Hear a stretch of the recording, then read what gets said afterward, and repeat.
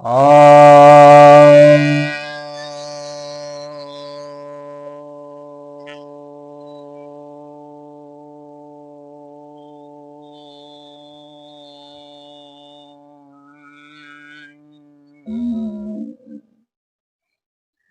सभी भक्तजनों को सप्रेम नमन।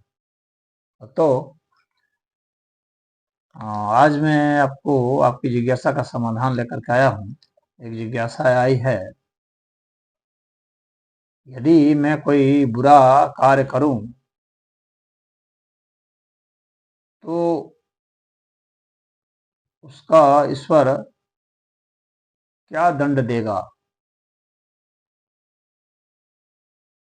कितना दंड देगा, कब दंड देगा, इसका क्या कोई विधान है?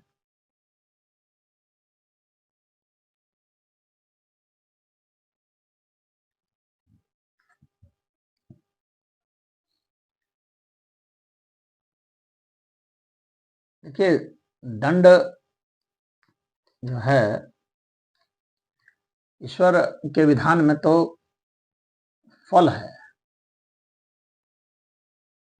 यानी कर्मों के फल बताए जाते हैं। उस फल में दंड भी है और पुरस्कार भी है। हालांकि उसको दंड की भाषा में नहीं समझाता, लेकिन कुछ लोग दंड की ही भाषा समझते हैं। तो यह तो यहाँ कर्म का जो विधान है उसके अंतर्गत ही यह निहित है। जब व्यक्ति अपने मन से यानी पूरे होशो हवास में कोई चीज कर रहा है, उसको पता है कि इससे यह होता है,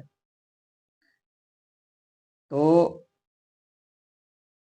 उसका तो वहीं से शुरू हो गया। और हर व्यक्ति जानता है कि किसी को मैं अहित पहुंचाता हूं तो उसके परिणाम अच्छे तो कतई नहीं होते हैं, उसके तो बुरे ही परिणाम होंगे। और जिस समय से वह बुराई शुरू सोच ही देता है मुझे करना है, उस समय से ही परिणाम आने शुरू हो जाते हैं। और कोई ईश्वर का दंड का मतलब अगर ऐसा सोच लेता है कि ईश्वर आएंगे वहां से, या उसको किसी आ करके वो कहेंगे कि इसको ऐसे दो, इसने इसका हाथ काट दिया, इसका हाथ काट दो, आई फॉर राइट जो है, टिट फॉर टैट वाला सिस्टम, ऐसा थोड़ी होता है। ऐसा भी हो सकता है, लेकिन ऐसा होगा ही होगा, कुछ जरूरी। आपने हाथ काट दिया किसी के, तो आपका हाथ भी काटा जा सकता है, लेकिन काटा ही जाएगा ऐसा नहीं। अब रही विधान की, क्या ऐसा विधान लिखा गया है? तो इस तरह का विधान जो है कोई फिक्स नहीं होता है। तो जब फिक्स नहीं है तो फिर शास्त्र में लिखा नहीं रहता है। मैं जान रहा हूँ आपका इशारा जो है गरुड़ पुराण की ओर है।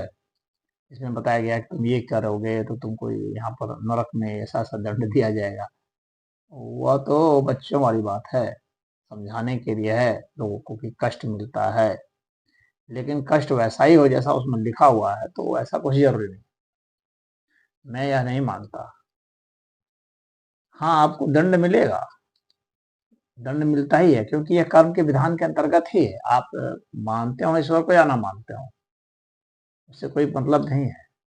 इस अस्तित्व के विधान के अंतर्गत ही है कि ऐसा होगा, कि आपने बुरे कर्म किए हैं तो उसके परिणाम आपको आएंगे ही आएंगे। आप शुद्ध रूप से बच नहीं सकते कि मैं बुरा भी करता चला जाऊं और मुझे दंड न मिले। क्योंकि आप सोच सकते हैं कि ऐसा एक कल्पना कर सकते हैं कि मैंने बुरा कर्म किया और कोई मुझे देख नहीं पाया, या देखा तो पहचान नहीं पाया, तो मैं बच गया। ऐसा सोच सकता है कोई, लेकिन इससे कोई मतलब नहीं होता है कि आप कितने स्मार्ट हैं बदमाशी करने में, चोरी उचक्के में। इस अस्तित्व को आपकी सब सब सोचना है। आपके माध्यम से जो भी कर्म होते हैं, तो उस कर्म में आपकी जितनी भूमिका है, क्योंकि एक कर्म तो, कोई भी कर्म ऐसा नहीं है जिसको कि आप शुद्ध रूप से कर सकते हो अकेले अपने दम पर। हर कर्म में कईयों की सहभागिता होती है, पूरे अस्तित्व की सहभागिता होती है। तो जितने आपकी उसमें भागीदारी है, उसके हिसाब से आपको परिणाम आ जाएँगे और आते ही हैं। इसका आप कुछ लोग ऐसा सोचते हैं कि किसी ने बहुत मतलब लूट-पाट की, बदमाशी की और उसको कोई दंड नहीं मिला, बड़े सुख से, बड़े ऐशो-आराम से रह रहा है। तो ऐसा आप देखने में आपको ऐसा लग रहा है, लेकिन ऐसा है नहीं वस्तुतः। जो मानसिक पीड़ा है, जो ग्लानि है, उसको आप नहीं देख पा रहे हैं ना, उसको तो वह व्यक्ति खुद फ़ील कर रहा है। सरकार से पकड़ा जाना तो दंड का एक विधान में से है।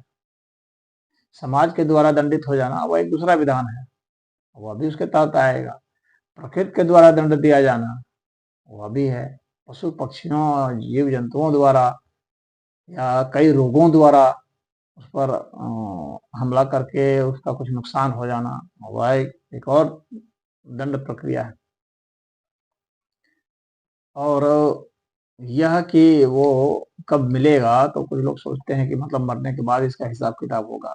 तो ऐसा नहीं है कि मरने के बाद ही होगा। वो तो आप जब आपने ऐसा सोच लिया है ना, तब से वो प्रक्रिया शुरू हो गई। कर्म करने की आपकी जितनी स्वतंत्रता है, 100% स्वतंत्रता तो नहीं है, लेकिन जितनी स्वतंत्रता है, 100% क्यों नहीं है? क्योंकि ऐसा नहीं है कर्म करके आप कुछ भी कर देंगे। आपका कोई नो लिमिट है, ऐसा नहीं। हर व्यक्ति का लिमिटेशन तो एक है ही। जो हमारे इंद्रियों का लिमिटेशन है, ज्ञान इंद्रियों का और कर्म इंद्रियों का लिमिटेशन है, तो हमारे कर्म का भी लिमिटेशन होगा, डेफ़िनेट है। ऐसा नहीं है कि आपको नो लिमिट पर आप चल रहे हैं, कुछ भी कर्म कर देंगे, आप इतने स्वतंत्र नहीं कि कुछ भी कर देंगे। और आप ऐसा कोई कर्म भी आपके ज़रिए नहीं हो सकता है कि जिसका डेटाबेस नहीं हो, जिसकी रिकॉर्डिंग नहीं हो, जिसका अस्तित्व को भान ही नहीं हो, ऐसा नहीं हो सकता। क्योंकि अस्तित्व के अंतर्गत ही आते हैं। तो और सूचनाएँ जो हैं वो यूनिवर्सल एक तरह से होती हैं, तो आपकी सूचना जा रही है अस्तित्व को और वहाँ से आपको परिणाम भी आ रहे हैं। वो आपको दंड तो मिलेंगे ही मिलेंगे, जब बुरे कर्म में हैं लिप्त, तो मिलेंगे ही मिलेंगे। अब उसको कुछ लोग दंड समझ सकते हैं, नहीं समझ सकते हैं। पेट खराब हो गया, वो भी एक दंड है। कोई रोग हो गया तो दंड ही है। किसी के साथ आपके संबंध खराब हो गए तो वो दंड ही है। किसी से शत्रुता हो गई तो वह भी दंड है। उसके कारण जो परिणाम मिलेगा वह भी दंड के तहत आएगा। आपने किसी को धोखा दिया, उसने आकर के आपको मार दिया, पीट दिया, गाली दी, हाँ, वो सब दंड है। तो सब कुछ ये सब दंड के ही तहत आते हैं। गवर्नमेंट पकड़ ले और आपको जेल में ठूस दे, वह भी दंड है। लेकिन अगर आप उससे बच गए तो ऐसा नहीं कि आप बच जाएंगे। और चैन ग्लानि से भर रहे हैं, नींद नहीं आ रही है, वो सब दंड के तहत ही है। आपके घर वाले ही आपके शत्रु हो जा रहे हैं, खिलाफ बोल रहे हैं, वो भी दंड है। मित्र शत्रु बन जा रहा है, वह भी दंड है। तो वो दंड होता है और इतना का कैलकुलेशन कोई एक व्यक्ति बैठ के नहीं कर सकता। इसीलिए इस वक्त कितना दंड देगा, कब देगा, इसका कैलकुलेशन कोई व्यक्ति नहीं कर सकता। और सारे ग्रंथ जो है ना व्यक्तियों ने लिखे हैं, इसीलिए वो कैलकुलेशन नहीं होगा। वैसे तो बहुत लोग लिखे हैं कि नरक मिलेगा, नरक में जलाया जाएगा, पकाया जाएगा, पकौड़े की तरह तल दिया जाएगा, उसको भुंजड़ी भुंजड़ी काट दिया जाएगा, वगैरह वगैरह बहुत लिखे हैं कि पीप में डाल दिया जाएगा, खून में डाल दिया जाएगा, हम मच्छर काटेंगे, मक्खी काटेंगी, कीड़े मकोड़े काटेंगे, सड़ेगा, गलेगा, हड्डी रह जाएगी, जलाया जाएगा, तो तपाया जाएगा। ढेर सारी चीजें हैं जो बड़ी बड़ी नदियां, उफनती हुई नदियां हैं, उसमें डाल दिया जाएगा। कहने का मतलब है जितनी तरह की पीड़ा की बातें मनुष्य सोच सकता है, देखता है, फील किया है, उतनी तरह की पीड़ाओं को बढ़ा चढ़ा करके दिखाया गया है ताकि उसके भीतर में एक ऐसा भय उत्पन्न हो कि वह सामाजिक जो व्यवस्था है उसके अंतर्गत रहे, उसका जो है अतिक्रमण करने की कोशिश न करे, उसको भंग करने की कोशिश न करे।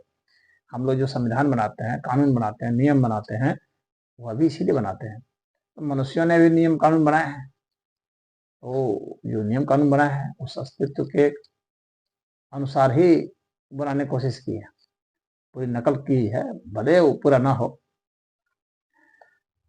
और यहाँ पर हम लोग जज देखते हैं, वकील देखते हैं, कोर्ट देखते हैं, तो यहाँ पर की व्यवस्था देख कर कुछ लोग सोचते हैं कि जैसे यहाँ पर हम लोग घूस दे देते हैं तो बच जाते हैं, तो अच्छा वकील, बड़ा वकील कर लिए जो अच्छी पैरवी हमारी करेगा तो हम बच जाएंगे।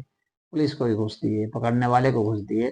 तो उसी तरह की कोई व्यवस्था है जो कि ये सरकार नहीं पकड़ सकती, नहीं समझ सकती, तो ईश्वर भी नहीं समझ पाएगा, नहीं पकड़ पाएगा। ऐसा है। या जो एथिस्ट है, जो ईश्वर मानते नहीं, तो हम भाई ईश्वर मानते नहीं तो ईश्वर हमको पकड़ेगा कैसे? हम ईश्वर मानेंगे तभी तो ईश्वर पकड़ेगा, तभी तो ईश्वर का लागू होगा। तो ऐसा कुछ नहीं है, आपके मानने ना मानने से यहाँ पर इस व्यवस्था को, इस अस्तित्व को कोई फर्क नहीं पड़ता।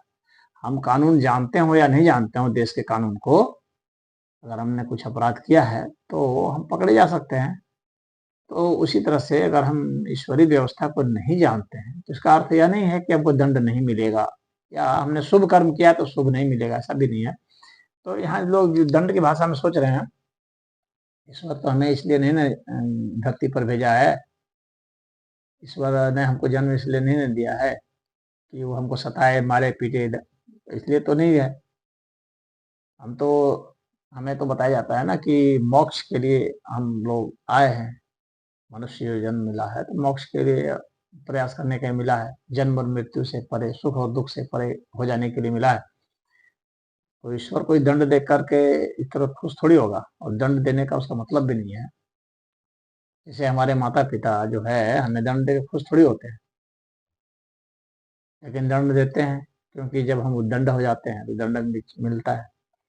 तो यह तो परिणाम के ही तहत है, निहित है, इसे, इसका कोई अतिक्रमण नहीं कर सकता। यहाँ पर कर्म के कर्मफल निहित हैं। अब वे क्या, वो फिक्स हैं, जैसे पूछने का मतलब है, तो फिक्स तो हम नहीं जान सकते ना कि इसका यही है, ऐसा हम जान ही नहीं सकते, क्योंकि पूरा अस्तित्व जिन नियमावलियों से चलता है उन सारी नियमावलियों को हम नहीं जानते। और यहाँ भी हम लोग के देश के जो संविधान है उसमें भी कोई ऐसा फिक्स नहीं होता है कि ये हुआ तो कभी कभी जो मर्डर करते हैं उसको जज भी कम दंड दे के छोड़ देते हैं। ऐसा तो है नहीं कि मर्डर कर दिया तो उसको, अब इसने मर्डर कर दिया तो उसको फांसी ही चढ़ाओ, ऐसा भी नहीं होता है। फांसी भी मिल सकती है, उससे कम भी आजीवन कारावास भी मिल सकता है, आजीवन कारावास भी मिल सकता है, या थोड़ा और कम दंड मिल सकता है। उसके दंड की गंभीरता और उसके इरादे और समाज की जो व्यवस्था है उसमें कितना वजन है, उसको देख करके, तौल करके तभी कोई जज फैसला देता है। तो अब ईश्वर क्या करेंगे ये तो ईश्वर ही जानते हैं ना। इसलिए ग्रंथों में ऐसी कोई बात नहीं लिखी है। अब तो ऐसा है कि गरुड़ पुराण में लिखा हुआ है कुछ कुछ, तो उसमें जो लिखा हुआ है तो उसको हम ये नहीं कह सकते हैं कि वो ईश्वर ने लिखा है, या ईश्वर वही कहना चाह रहे हैं, वही दंड देंगे। ग्रंथ तो मनुष्यों ने लिखे हैं, तो वह तो अपनी समझ से लिखा है कि आदमी को अधिक से अधिक डराओ भाई, ताकि वो जो है कुकर्म करने से बाज आए। तो ऐसा कोई ग्रंथ हो भी नहीं सकता, क्योंकि समग्र अस्तित्व की न्याय व्यवस्था कोई नहीं जानता, और अ, जब उसको कोई जानता नहीं तो कोई बता कैसे सकता है। तो भिन्न भिन्न है, चाहे ईसाइयों का है चाहे वो है, तो वो सीधा सीधे कहता है तुमको जो है नरक में भेज देंगे, हेल में भेज देंगे। हाँ, तो वे ऐसा सोच लेते हैं, क्योंकि वहां पर जो है बस मानने वाली बात है। लेकिन अगर लॉजिकल पॉइंट से देखा जाए तो ये बच्चों वाली बात ही मालूम पड़ती है, हंसी वाली बात मालूम पड़ती है। लेकिन इतना जरूर है कि अब बुरे कर्म क्या है, अच्छे कर्म क्या है, यह भी तो अलग अलग धर्मों में अलग अलग परिभाषा दी हुई। किसी धर्म में बुरा कुछ है, किसी धर्म में बुरा कुछ और है। परंतु यह अस्तित्व किसी चीज को बुरा मानता है, इसका पैमाना क्या है? इसका पैमाना दुख दर्द से है, जिससे दुख दर्द सामने वाले को फील हो जाता है, आपको फील हो जाता है, जिसके प्रति आप कर रहे हैं उसको फील होता है। या इस अस्तित्व में आप कुछ ऐसा कर देते हैं, मान लीजिए निर्जीव के प्रति कुछ आप कर देते हैं, उदाहरण के लिए कि आप बहुत ज्यादा प्रदूषण वायु वो कर निकाल रहे हैं, तो क्या आपको दंड नहीं मिलेगा? क्योंकि ये आपके माध्यम से आप कहेंगे अरे हम तो किसी जीव को नहीं कर रहे हैं ना, हम तो ये तो धुआं कर रहे हैं। लेकिन धुआं चूंकि जीवन के लिए सही नहीं है, जीव के लिए सही नहीं है, तो एक तरह से वह तो पाप हुआ ना, प्रदूषण भी आप कर रहे हैं तो उसका दंड का विधान तो मिलेगा। ठीक है, दूसरों को कष्ट होगा, किसी को कई तरह की बीमारियां हो जाएगी, परंतु जो पैदा कर रहा है उस चीज़ को, बीमारियों को, जिसकी भूमिका है, तो उसको तो कुछ दंड उसको भी मिलेगा। तो यह विधान है, पर क्या मिलेगा, कितना मिलेगा, इसका कौन सा विधान है, इसके विधान को हम लोग नहीं जानते। परंतु इतना तो जरूर जानते हैं कि भाई प्रदूषण होता है, वायु प्रदूषण है तो आदमी को क्या होता है, सांस की बीमारी होती है, ये सब होता है ना। तो उसको जो बीमारी होती है उसके कारण जो पेन हुआ, तो वहां पर पेन एक मीटर है, दुख दर्द एक मीटर है। उस मीटर के आधार पर ही उसको होता है कि उसको इतना ही पेन मिलेगा। तो वह पेन के मीटर के हिसाब से आप सोच सकते हैं, वह एक ज्यादा अच्छा स्केल माना जाएगा।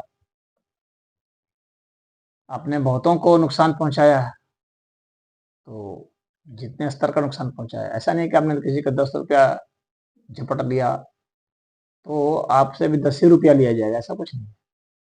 उसको आपने 10 रुपये से वंचित किया, उसके कारण उसको कितना दर्द हुआ, वो दर्द जो है वो पैमाना है, उस पैमाने के हिसाब से आप में रिएक्शन होगा। तो जैसे कि to every action there is equal and opposite reaction, जो साइंस में कहा जाता है, तो वह तो उतना तो साइंस वाले भी मान रहे हैं। जो ईश्वर को नहीं भी मानेंगे तो वे इतना तो मानेंगे ना कि भाई इस तरह का रिएक्शन आता है। आप गाली दोगे तो गाली सुनोगे उधर से, ऐसा तो है नहीं कि आपकी प्रशंसा की जाएगी। अगर वो नहीं आपको सामने बोल सकता है तो मन ही मन तो आपको गाली दे सकता है ना, मन ही मन तो कर सकता है। और मन की जो आवाज आती है ना, वो ज्यादा और होती है, उसकी पावर ज्यादा होती है। तो आपको परिणाम तो उसको आएंगे ही आएंगे। अब कितना आएंगे सटीक इस विषय में कोई शास्त्र हो ही नहीं सकता। तो इतना लेकिन अवश्य हम लोग अपने लॉजिक से, अपने अनुभव से देखते हैं इस अस्तित्व में कि उसका रिएक्शन आता है, परिणाम आते हैं हमारे कर्मों के, हमारी जितनी भूमिका होती है उसके हिसाब से ही परिणाम आएंगे। तो इतना समझ करके अगर आप अपने को बेहतर बना सकते हैं तो अच्छा यह संदेश है। गरुड़ पुराण से डर करके अगर आप जो है अच्छे रास्ते पर चलें, समाज को बेहतर दिशा में ले जाना, सकारात्मक ऊर्जा से आप ओतप्रोत हो जाएं, अपनी नकारात्मकता को समाप्त करें, घटाएं, तो अच्छा हो। इसमें इतना ही है। हरिओम।